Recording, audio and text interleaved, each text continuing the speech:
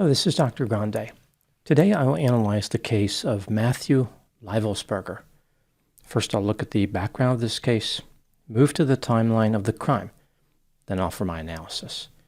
Matthew Allen Livelsberger was born in July 1987 and was raised in Bucyrus, Ohio. He graduated high school and pursued a military career. In January 2006, he enlisted in the Army and became a communications specialist. In 2011, he joined the National Guard, and in 2012, the Army Reserve. However, he returned to active duty. In 2016, Matthew went to college at Norwich University. He earned a bachelor's degree in strategic studies and defense analysis in 2019. Sometime around 2020, he purchased property in Colorado Springs, Colorado. Presumably, this is when he moved there. Matthew became a Special Forces Operations Manager in 2023. In November 2024, he became a Remote and Autonomous Systems Manager. By this point, his rank was Master Sergeant, and he was assigned to the 10th Special Forces Group in Germany. During his military career, Matthew served in a number of places around the world, including 5 tours in Afghanistan. He was awarded 2 Bronze Stars. As far as his personal life, Matthew married a woman named Sarah in 2012. They divorced in 2018. He became romantically involved with an Army nurse named Alicia. They dated on and off until they broke up permanently in 2021. In 2022, Matthew married a woman named Jennifer, and they had a daughter together in 2024. Toward the end of that year, Matthew was on leave from the Army. Now moving to the timeline of the crime. On December 26, 2024, Matthew Livelsberger left his residence after a dispute with his wife Jennifer. She told Matthew that she knew he had been cheating. On December 28, Matthew rented a Tesla Cybertruck in Denver, Colorado, using the app Turo. He told the owner of the truck he was going camping in the Grand Canyon. On December 30, Matthew started driving south toward New Mexico. He legally purchased 2 semi-automatic handguns. He crossed into New Mexico on December 31, 2024, and made his way to the town of Las Vegas. It appeared as though Matthew intended to drive to Las Vegas, Nevada, but put the wrong Las Vegas into his navigation software. From Las Vegas, New Mexico, Matthew drove west into Arizona, arriving in Flagstaff on January 1, 2025. He continued to Las Vegas, Nevada, and was first spotted in the city at about 7:29 a.m. At 7:34 a.m., he turned onto Fashion Show Drive. He visited a few different locations along Las Vegas Boulevard and spent about 45 minutes in a business parking lot near Flamingo Road. At 8:39 a.m., Matthew pulled the Cybertruck into the valet area of the Trump International Hotel, Las Vegas. 17 seconds later, the vehicle exploded. 7 people were injured. 1 person was dead. It was Matthew. He had sustained a fatal, self-inflicted gunshot wound prior to the explosion. The authorities said that Matthew had filled the bed of the truck with fireworks and gasoline containers. The explosion did not cause significant damage to the Cybertruck, and the glass doors of the hotel did not shatter. An ATF agent said, quote, "The level of sophistication is not what we would expect from an individual with this type of military experience," unquote. The investigation into Matthew's criminal behavior continues.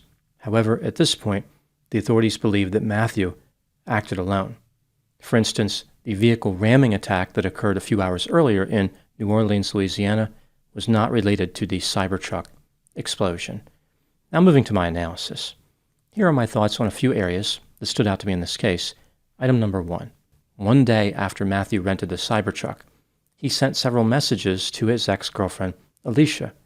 This may reveal something about his state of mind. These messages were out of the blue. He had not communicated with her since they separated in 2021. Matthew wrote, "I rented a Tesla Cybertruck. It's the blank. I feel like Batman or Halo," and he told her how he had been building drones in his new position. The FBI told Alicia that she was not the only former girlfriend Matthew reached out to in his final days. Alicia appeared to have fond memories of her time with Matthew, saying that he was the kindest man she ever knew. He was an honorable man who loved his country. In 2019, after he sustained a traumatic brain injury during a tour in the Middle East, Matthew became isolated and depressed. The couple broke up because Matthew did not want to be a stepfather to Alicia's son, and he wanted to focus on his career. Item number 2. Matthew left 2 recorded notes on his cell phone, which may shed light on his motive. According to Matthew, his behavior did not represent a terrorist attack. Rather, he just wanted to draw attention to his manifesto. He suggested that Americans only pay attention to spectacles and violence. Therefore, there was no better way to get his point across than by using fireworks and explosives.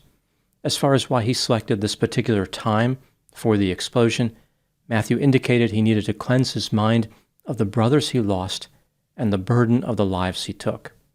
Matthew told veterans that they were being led by weak and feckless leadership who only served to enrich themselves. He said, quote, "We are the United States of America, the best country, people ever to exist, but right now we are terminally ill and headed toward collapse," unquote.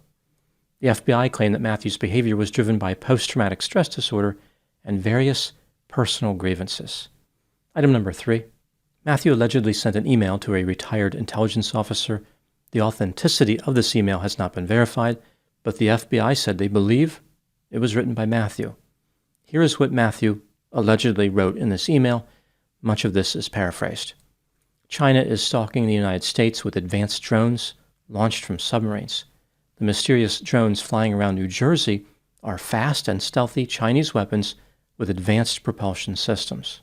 The drones could be well armed, attack anywhere, and are the most dangerous threat to national security which has ever existed. They have impressive payload capacity and can be positioned over the White House if they wanted. This would result in checkmate. The entire East Coast is in danger from these drones. For over a week, Matthew has been followed by Homeland Security or the FBI. They were looking to make a move on him.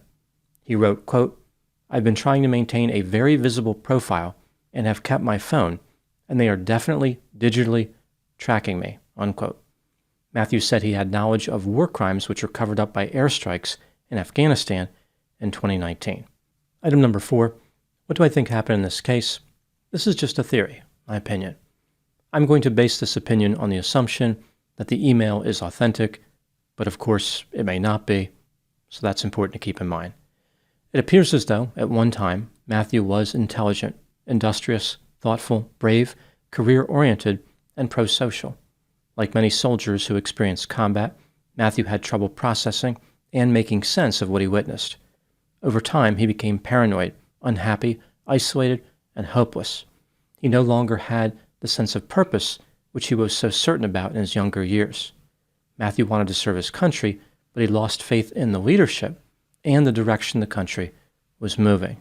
His sense of aimlessness was amplified by his paranoia. There was a sense of urgency on Matthew's part. Putting this all together, he found a new purpose, warning Americans about the dangers that he perceived, including the potential for weaponized drones. He decided that he would make his exit in a way that attracted a lot of attention to the hazard. This is why he crafted a plan involving a Cybertruck, fireworks, and a hotel owned by Donald Trump. He knew this combination would garner a great deal of interest by the public. Nobody could ignore this message. In his final days, Matthew was highly disorganized. He ended up driving to the wrong Las Vegas. During the trip, he contacted multiple former girlfriends as a way of reminiscing and recapturing his earlier experiences. Matthew wanted to spend these last days traveling back to a time in his life that made sense, a better time, a less confusing time. This was a walk down memory lane. He indulged in a bit of nostalgia. With Matthew's training, he was capable of carrying out a large-scale lethal attack. However, part of his old self remained. Not every part of him had been consumed by mental health symptoms. He was still a loyal, albeit misguided, soldier, eager to defend his country. He viewed his final moments as consistent with this original philosophy. From his perspective, he was protecting America. Matthew's message isn't really helpful in the way that he intended, but there is a practical lesson contained in it. He highlighted the dangers of untreated mental health symptoms and illustrated how mental illness can insidiously devastate a person's life. Unfortunately, this will not be the lesson that stands out for everyone. Those plagued by intense conspiratorial beliefs will embrace Matthew's behavior as evidence supporting any number of conspiracy theories, especially those related to the military. Every facet of his plan will be interpreted as having some type of profound meaning. The Cybertruck, the Trump Hotel, the New Jersey drone scare, all the dots will be connected. What one person sees as a heartbreaking decline into darkness, another will see as the dawn of a new evil empire. Those are my thoughts in the case of Matthew Livelsberger. Thank you so much for watching. I'll talk to you soon. One thing I find interesting about paranoia is that how, unlike a lot of other mental health symptoms, it uses a mechanism that is helpful, but it uses it too much. It's really an amplification of self-preservation. People want to survive. People want to be safe. Paranoia takes that feeling and moves it to an extreme. So it becomes disruptive. The desire to survive interferes with a person's ability to survive. Paranoia is usually not mentioned as much as other feelings like depression and anxiety, but it is certainly devastating. When a person becomes paranoid, it amplifies a lot of other negative traits that they have. All those traits now move in service of the paranoia. The paranoia really runs the show. It drives the decisions. So if other mental health factors exist, like substance use, depression, anxiety, obsessive-compulsive tendencies, avoidant tendencies, anything like that, they work to advance the paranoia, and the paranoia makes them worse. So they really bounce off that paranoia, and everything becomes more intense. The person feels like their other symptoms are caused by evil operators.